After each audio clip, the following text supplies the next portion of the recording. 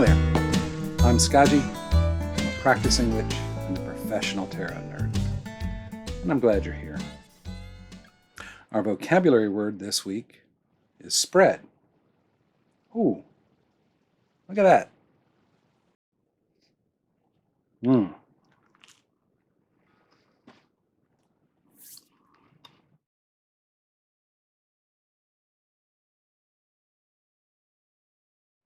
Sorry about that. A spread is the arrangement of cards a reader uses when interpreting a reading. Each position has a meaning which relates the cards in a reading to one another and to the subject of the reading. In A Study in Scarlet, a Sherlock Holmes story by Sir Arthur Conan Doyle, Holmes says it is a capital mistake to theorize before you have all of the evidence. It biases the judgment. Now, the cards have meaning, and how you arrive at those meanings is largely determined by your reading style and how you've studied, your intuition. In a reading, those card meanings are your evidence. They are your data. I once had a boss tell me, "I don't need data. Give me information." So we have our data from the cards, but that data is useless without context. We arrive at context in the tarot with the arrangement and number of cards on the table. Spreads provide our context. They turn our data into information. We've all seen charts and graphs. They show up everywhere, in the news, at school, at work. I've even seen them drawn on bathroom walls. Granted, I was in a bathroom in a mathematics building on a college campus, so there's that. Charts and graphs allow us to put data into context. Spreads are a card reader's chart. You might even call it a spreadsheet.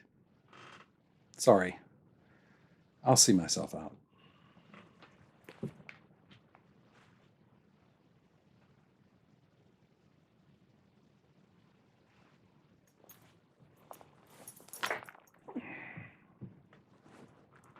So a spread used in cartomancy, whether it be with tarot, oracle cards, or even regular old playing cards, is what allows us to put the meanings we glean from the cards into a usable context for our seeker, even if that seeker is us. There are lots of spreads out there. They're scattered all over the interwebs, and there are plenty of books on them too. You could even design your own. I design at least one a month. Keep an eye out for a future video going into more detail with spreads, designing spreads, using spreads, and how they work. Our card for this week is the Hermit, and it was suggested by my longtime friend Matt. Thanks, Matt. When I first met Matt, it was in this witchy shop where I read years ago. See, I have difficulty with names. I always have. So I try to trick my mind into remembering. Well, Matt was in the shop one day, and he was wearing this graphic tee, you know, the kind of those weird and random treasures you find in the thrift store. Anyway, Matt was wearing this shirt, and it said in bold letters right across the front, "Pure Rock Fury." And that was my mind hook. He was, from that moment forward, at least in my head, Matt, Pure Rock Fury. And even to this day, when he calls me, that's the name that pops up on the screen. The dictionary tells me that a hermit is one that retires from society and lives in solitude, especially for religious reasons. Beadsman, an obsolete term for one who prays for another. Or a spiced molasses cookie. Cookies. Maybe the beadsman used to bake the cookies. The etymology of our English word hermit ultimately gets to us from Greek eremos, meaning desert or uninhabited. We also have such words as recluse, solitary, loner, ascetic, ermite, all of which give us that hermity kind of feel. Spiritual traditions from all over the world have hermit types. Gurus, monks and nuns, Swami and Swamini, and I'm sure that there are many others. It seems that there have always been folk who felt the need to retreat from everyday life and spend their time in contemplation. However, those are not the only kinds of hermits. Sometimes folk just prefer to live solitary lives away from others. Today we might call that off-the-grid living. What strikes me about these folks more than anything else is that they seem, to me at least, to be possessed of a strong sense of self-reliance. We might be tempted to think of those solitary folks and of the hermit card as being lonely. But being alone doesn't equal loneliness. Not for our hermity kinds of friends, anyway. As an archetype, the hermit represents self-reliance, surely, but it also represents earned wisdom, a wisdom earned from lived experience. I had this buddy in college, this D&D buddy. He traveled extensively in Africa and spoke some Swahili, and he taught me this aphorism, Kuishi kwingi na kuiona mengi, which he told me meant to have lived long is to have seen much. And that's some pretty hermity stuff right there. In the Qabalah, as applied to the tarot, the Hermit card, numbered 9, is related to the path on the tree of life between the Sephirot of Chesed, mercy, and Tifereth, beauty. Now, I'm not much of a Qabalist, but I really did enjoy the chicken Qabalah of Rabbi Lamed ben Clifford by Milo DuQuette. There's some really good and some really deep stuff in there regarding the tarot. Astrologically, the Hermit corresponds to Virgo. Virgo is an earth sign ruled by Mercury. And although I don't do a whole bunch of astrology things, I mean, my go-to astrology book is this tattered old treasure from 1982. This connection, Earth ruled by Mercury, it's informative to me. Earth as an element is, well, down to earth. And Mercury, that whizzy little planet, is associated with the air element, a thinky kind of element. So this Virgo correspondence kind of fits our hermit friend. To have lived long is to have seen much, wisdom through lived experience. And the ancestors of our more modern decks, what we call the Hermit, many older decks didn't have the card names on them. The Hermit represented aging and getting old, as well as the passage of time itself as a father time. It wasn't until the tarot kind of got standardized during the 16th century in the Marseille style of decks that we start to see the hermit that we know and love today. The solitary figure carrying a lantern.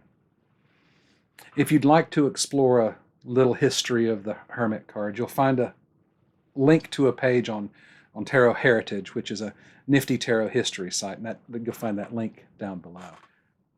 Here in the Rider-Waite-Smith Hermit, we really get that venerable sage vibe. He's got his lantern and his walking stick. Is he going somewhere? Is he looking down so he doesn't trip over something? Or is he standing on top of a high mountain looking out over the world? Paul Foster Case, an occultist and fellow tarot nerd, wrote in his 1920 book, An Introduction to the Study of Tarot, and I'm going to paraphrase this here, that the hermit is above all, on that mountaintop, and that he's using that lantern of his to light the way for others climbing that mountain. In this way, the hermit serves the role of teacher. Now, he's not a teacher like we might think about it. He lights the way for others to find their own path. He holds the flashlight for us while we figure out stuff for ourselves. He provides the light that helps us see. When this card appears in spreads I've thrown, it frequently has the feeling of self-reliance, of keeping our own counsel, of trusting our own lived experience. In the Urban Tarot, a Toth-style deck, we frequently get a grittier look into the tarot. We definitely get that vibe here. At first glance, this card might look like our friend here is homeless. And maybe he is. And he looks like he's lighting him a cigarette. But if we look closer, we can see that he isn't lighting a cigarette. He's holding a little light, and that's the lantern representation we first saw in the Rider-Waite-Smith Hermit. And in the background, we have that famous three-headed doggo, Cerberus. He's such a good boy. Cerberus, he was that ever-vigilant guardian of the gates to the underworld in Greek myth. A funny aside is that some dicey etymology sources says Cerberus means spotted. Hades named his dog Spot. It might not be true, but it sure is cute. So instead of this hermit standing on top of the mountain, overlooking everything, we have a hermit, which is right there at the gates of the underworld.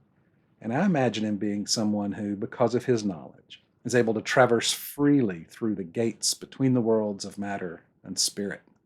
In this regard, the hermit is Psychopomp, the guide of spirits. He doesn't simply show us the way, he guides us along the path. The artist behind the Urban Tarot, Robert Scott, tells us, with his guidance, we can find those places within ourselves we fear to explore and bring light into them. It is important to remember, though, that we must still return from those dark places if we are to live a healthy life.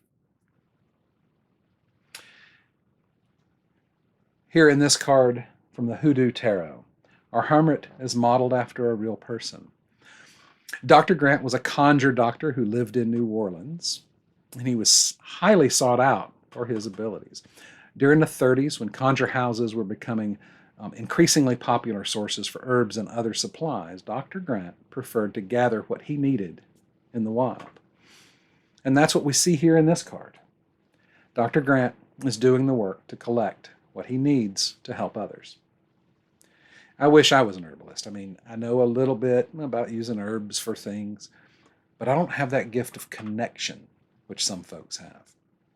They don't just know stuff about herbs. They have a connection to the life in the herbs. They understand their craft not only in their head, but in their hands, their hearts, and in their souls. Dr. Grant, as the hermit, isn't isolated away from the world living in the wilderness. He just knows how to get there. And in this card, we not only see a traveler between worlds, but also a wisdom teacher who can bring just what we need from his journeys. Now, this card is from the Fairy Wicca Tarot. I've seen this deck for a while, and I kept looking at it. Finally, I caved and got it. I had read that it included lots of ideas and imagery inspired by Irish myth and legend, and that's a thing that really interests me. But I was put off by the title. What finally swayed me was when I read about the designer being inspired by a vision they had while visiting a sacred place in Ireland. Now, I don't use this deck often, but I thought I'd throw it in here today to give us a very different take on the hermit. Here, our hermit is represented by Arius, one of the teachers of the Tuatha De Danann, the Irish deities. We do get a kind of heavy hermit vibe here, that pointy thing behind him.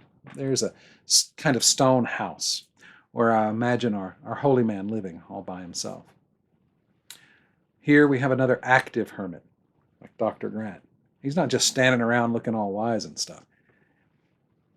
He's got that burning wand thing there, and he's using it to bring in the starlight, transform it, and draw it into his reality.